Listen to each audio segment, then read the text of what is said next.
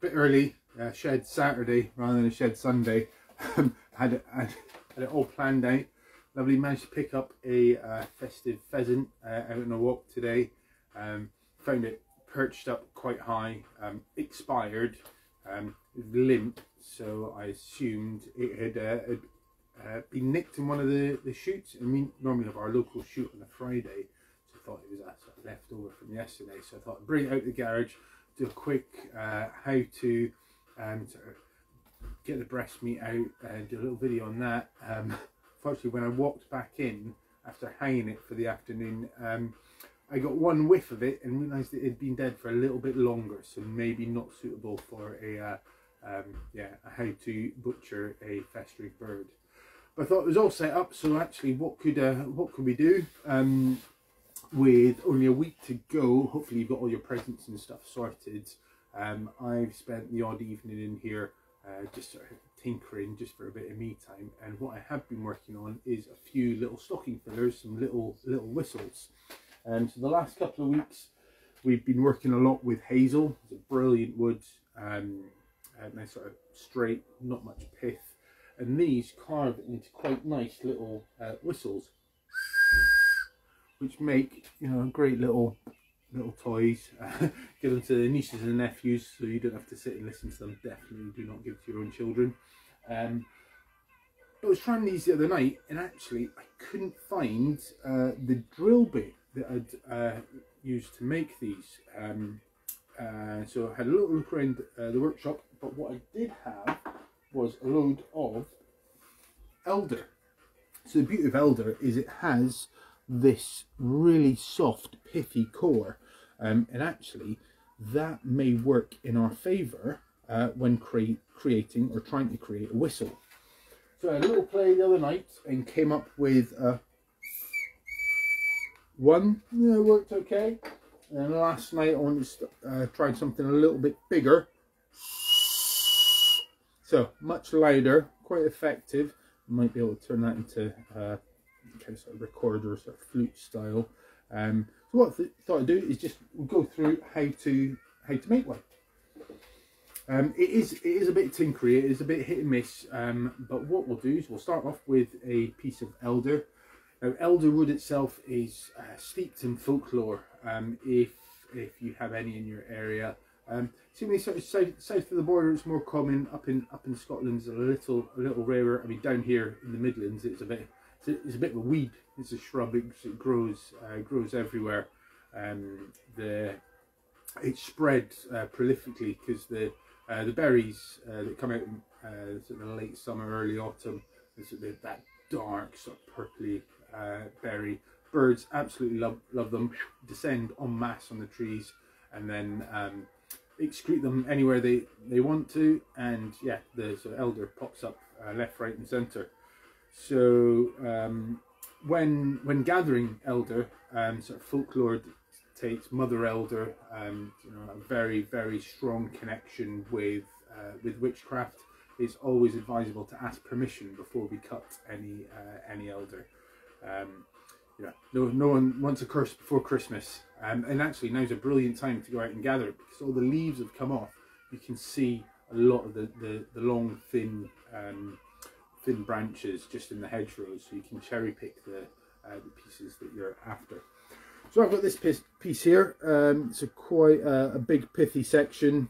The bark itself is quite knobbly, so I'd cleaned up an end there. I might use this end for the whistle. I should turn that music down a bit. Right, so the pith, really soft, so we can remove that. I've just got a tent peg here. I'm just going to push it down into the stick, so just creating that very quickly, very easy, creating that cavity. Now if I kind of put the tent peg on a slight angle, I can clean that up a little bit better, so really scraping the edges of the branch. Not too worried about any sort of excess or anything just now, because we've got a technique for clearing that later on. Alright, so next thing we want is the air hole. So we're going to create a slit in the side of this branch here. You have a look at this one. We've gone for you know, classic, if you're into sort of carving notches, we've got a 7 notch there, and once that go, not quite half depth, we'll aim for a 1/3 depth. Choose my sharp knife here. Now I'm going to go a thumb down from the end,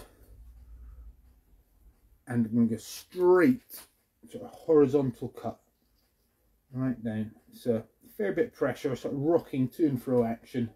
And what I'm hoping to see is getting down into that cavity that I've cleared. Okay, so I can't quite tell. So what I want to do now is come back at this 45-degree angle and take that notch, that wedge out.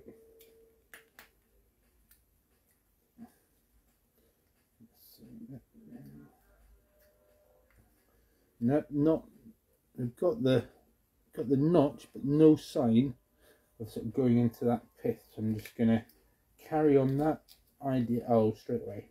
There we go. So now you can start to see we've got a gap up here. I might actually leave it at that. Is that gone? Yeah, maybe a third depth of the diameter there. Alright, so just neaten that up a little bit. Got the hole there, and now I can blow in that hole there to try and clear any of the stuff left over from when I cleared it with a tent peg. Now you may have come across the phrase "as clean as a whistle." Now that's really important when it comes to this air hole here. Let's see, we'll see that, where are we? If you have any little fuzzy bits on the end there, that's going to stop the sound coming out. So with the tip of your knife, you're going to get in and just almost scissor out any of those fuzzy bits, so you end up with a really neat semicircle hole for the air to come out. Right, pretty good airflow there. So now the hole, I need to fill that with, depending on who you talk to, it's a fipple or a piffle piece. So it's a short stick. It's going to go to the hole about level with the notch that we've cut. So top tip is to cut it almost twice the length, because that's going to make for easy adjustment. And it is adjusting. It is a bit fiddly this stage.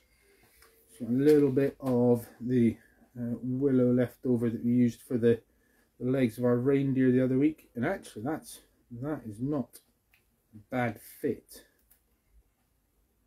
Okay, so now I can get away with this, so I'll cut that a little bit longer. Now this willow is a bit green, so as it seasons, as it dries, it is going to shrink. So this isn't going to be a long-term keeper. Ideally you want to work with seasoned dried wood here. Let's see, so we've got our whistle body and the piece that's slided in there.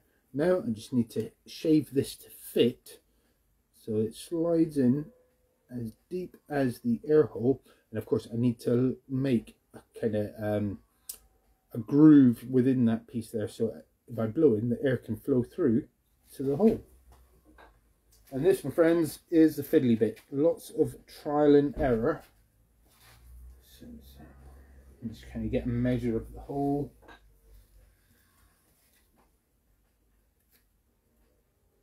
I hope everyone's feeling festive. Got your wrapping done.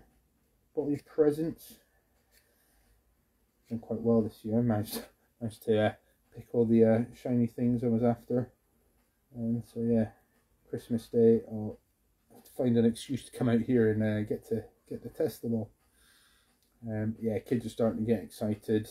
You know, it's that last week at school. They've got all the nativities. I think they've got a sing-song thing with the youngest on Monday, so that'll be good. See any of the schoolmates. No one dressed up as a an angel or a shepherd this year. No tea towels required. And there we go. that was easier than usual. So what have we done?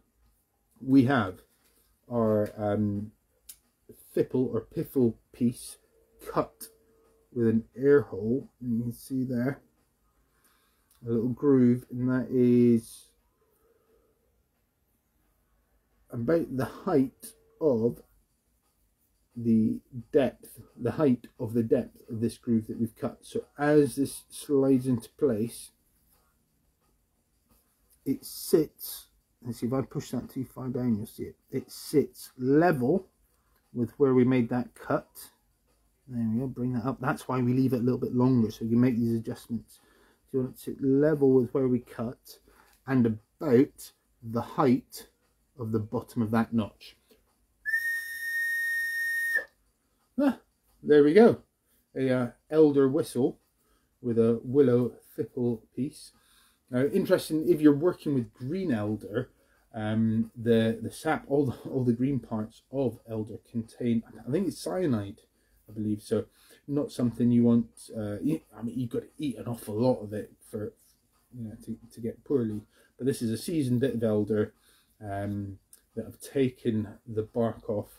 I might just shape that a little bit more. It's actually quite a pretty sort of white, very, very clean wood to work with, unless you leave it all knobbly and gnarly like nature intended. But yeah, just a quick fun little stocking filler, little whistle, not to be given to your own children, but yeah, fob off to family and friends as much as you wish. Just in case I don't catch you next weekend, hope everyone has a lovely Christmas. Enjoy some outdoor time, enjoy some family time, stay safe, keep well. It's a tough time of year. Yeah, appreciate everyone following and all the comments afterwards. So yeah, Merry Christmas everyone, and catch you on the next one. Cheers.